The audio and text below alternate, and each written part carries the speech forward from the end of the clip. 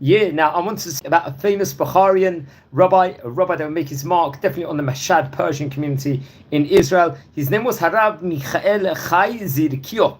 Zecher Tzadik Libracha, great rabbi of his time. He was born in English year 1901.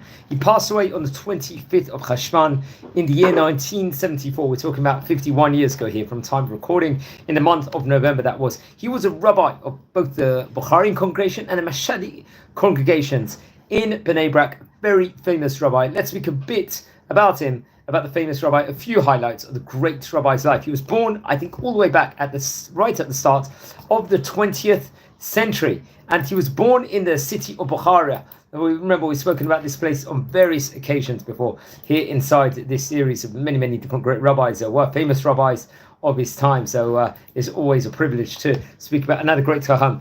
And I think his father's name, if I'm not mistaken, was Rab Tzion Levi ben Rab Pinchas, and his mother's name was Mazal Zirkhoff, respectively, or Rabbinit Mazal. And in Bukhara, respectively, he would learn in the Beit Midrash of his Rabbi Moshe Yitzchakov HaKohen, another great rabbi we've spoken about on various occasions before. Rabbi HaKohen, I think, passed away himself in the year 1943. He was a chief rabbi of the Bukharian community in Israel and the rabbi of the Bukharian neighborhood in Jerusalem and Rosh Yeshiva of Midrash Shlomo. Very prominent positions, and his rabbi was very much a great man in of itself. Rabbi, we actually did record a video on him, I believe, and possibly it was I think at the time period of his Hilula of Rabbi Yitzchakov. Be that as it may, he would learn over there, and I think there was other great rabbis at that point in time that was actually learning inside this institution. Such as, for example, there was rabbis such as Rabbi Avram Chaim Naeh. I think he was very close to the community. We actually recorded a video about him also. He was a famous, I think, rabbi connected with Chabad Chassidut. Also, he passed away himself in the year 1954, I think, on the 20th of Tammuz. So we recorded just over a month ago a video about Rabbi Naeh. Another great rabbi. There was, let's just say, a correspondence with Rab Pinto, another great one, and various other great rabbis, which, very interesting. Okay. So Rabbi Zirkhoff, it's reported over his father changed the family's name to Pinchasi, I believe, and which is very interesting. But I think Rabbi Michai Hai would continue to hold on to the previous family name of Zirkhoff. I believe it's reported over. Now, I think it was around the time period of maybe 1922, it must have been, where he would get married to his wife. Her name was Rabbanit Marat Chavtzi. I hope I pronounced that correctly. She was a daughter of Rabbi Michael Halevi and Tzipora Kandrov. I think this is another famous Bukhari name in of itself. And they would have, I think, 4 daughters and 1 son. It's reported over. I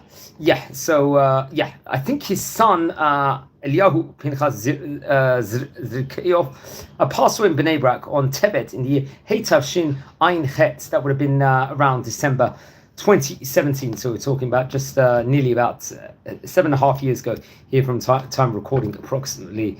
At that stage, I'm not too sure when the exact year he was born, but if anyone knows, please let me know. Now, he would start up a Beit Midrash also for the community, I think, or the Mashhadi community respectively. So let's explore within regards to that window of time. There was establishment of the Torah Study Center in the city of Mashhad, and much was chronicled within regards to that. I think it was around the time period, I think, of the 1920s, 1930s. There was a sultan of Habloshviki, if I'm not mistaken, and I think at that point in time, many people would. It's been widely. Let's just say there was a heavy burden on the Jews in those communities in the city of Bukhara and the districts of Bolshevik, respectively. He would establish a Torah center in Mashhad under, I think, connection to this in of itself. Rabbi Zirkhoff, I think, will go to the city, to the community, and head it, reported over for 10 years until he would eventually immigrate back to the land of Israel, who would over there. Many important families from the Jewish community in Mashhad would send their sons to study inside Rabbi Michai Hai's Torah Center, including various famous families. Many of them are Mashhadi families, including Yitzchakov, Kohen, Zar, Carmeli, Zebuloni, Nassimi, Betzalel, Aminov, Halevi, Namdar, and Kochai, and various others also. And various other great scholars will actually graduate from the Rabbi Study Center, such as most certainly Rabbi Shlomo Cohen, who will later become the head of the Ohel Moed Yeshiva, which we've spoken about before. And I think other great rabbis were there, including another famous Bukharian rabbi, Rabbi Hezkiah HaKohen Rabin. And Rabbi Zirkhoff would actually serve as a judge on the Bet Din, Jewish court, with other great rabbi, respectively. Okay, so then time will progress. He would actually, I think it was in the year 1944, in the Hebrew month of Kislev. This was just before the end of the Second World War at that stage in time. Rabbi Zirkhoff immigrated to land of Israel and established residence in the city of Bnei Brak in Israel. This was obviously a big move at the point in time, and already I think a lot of Jewish people from Mashhad began to arrive in Bnei Brak even way beforehand, I think in the 1920s, and would settle there, and many would live in the Bukhari neighborhood in Jerusalem. And 1930s, the Jews from the city of Mashhad would already begin to settle there. In 1933, the people of Mashhad allocated a site for the Bnei Brak municipality, established the first synagogue, let's just say, in the city of Bnei Brak for this specific community. Over time, various different prayers, people will come actually, and they will build a synagogue. I think there was they would build their synagogue adjacent to a large synagogue of the Ashkenazi community in that city, and on the synagogue was built. I think it's actually stands there still today. The community financed the construction of the synagogue. I think various different proceeds it's received from the sale of 4 synagogues in the city of Mashhad will actually go towards this. Rabbi Michai Hai Zirkhoff arrived in Israel. He was asked by the leaders of the Mashhad community, who were among his students in Mashhad, to serve as a rabbi and a teacher of the Mashhadi community in the city of Bnei Brak, and serve as a rabbi of the Uli Mashhad synagogue over here. Rabbi Zirkhoff accepted the offer and served for many, many years as a rabbi of the Mashhadi community, the rabbi of the Uli Mashhad synagogue in the city of Bnei Brak. Now, the Bukharian community also will expand at that point in time in Bnei Brak. Especially come with the early 1950s, various families would actually come from the Bukharian community and would lead a style of prayers for the community on the high holy days and the festivals. I think originally in the Matov family home, and that happens to have been on the famous Rav Cook Street. I think that's right next to Rabbi Akiva Street, if I'm not mistaken. And in the early 1960s, Rabbi Michai Hai Zirkhoff and his family founded a permanent synagogue for the Bukharian community in Bnei Brak, which was called the Sharei Rachamim.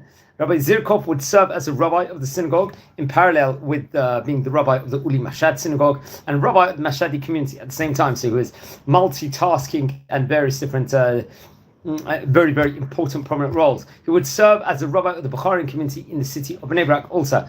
Now, it's actually interesting. A kollel will be named after him and his wife, Rebbetzin, Rabbanit Hefetz Zirkhoff, respectively. I think וכבוד עשו לו במותו, מלמד שהושיבו ישיבה על קברו.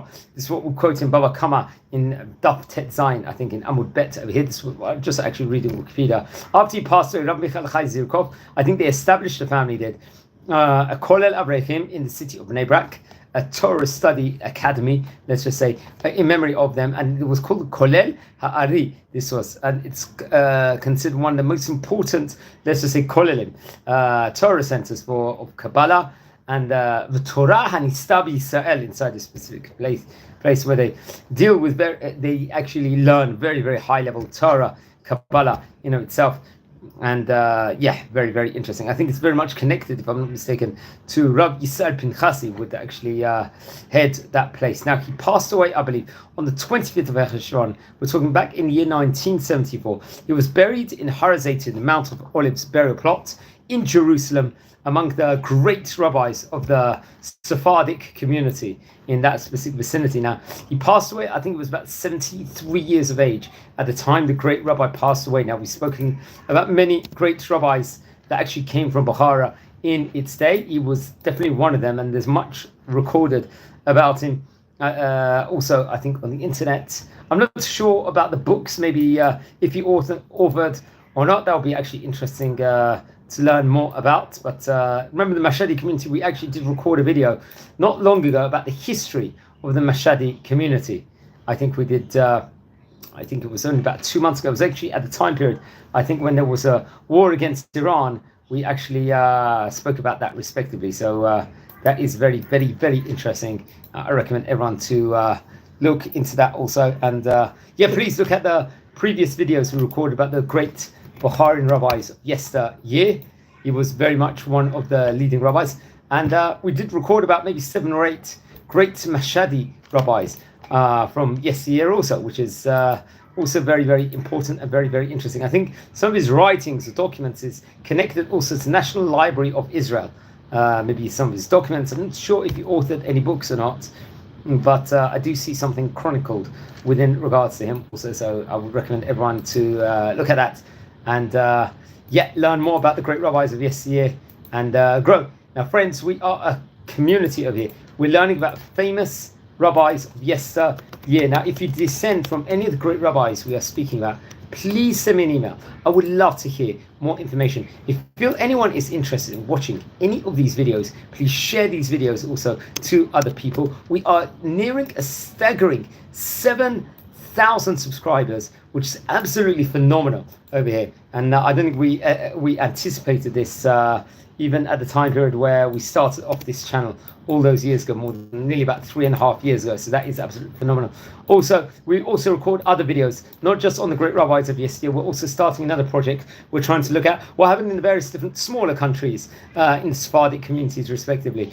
We like to look at the rabbis from the Ottoman countries, from the North African countries, especially what happened in Asian countries, and also in the Spanish countries. We are trying to explore the science of what happened over the last many hundreds of years and get a greater picture over here. And we're learning together and making fantastic progress. Now, friends, we're about to go into Shabbat, Parshat Re'eh. This Shabbat, it's going to be here in Israel. I'm recording this just before Shabbat. It's a few hours away here from the city of Bet Shemesh.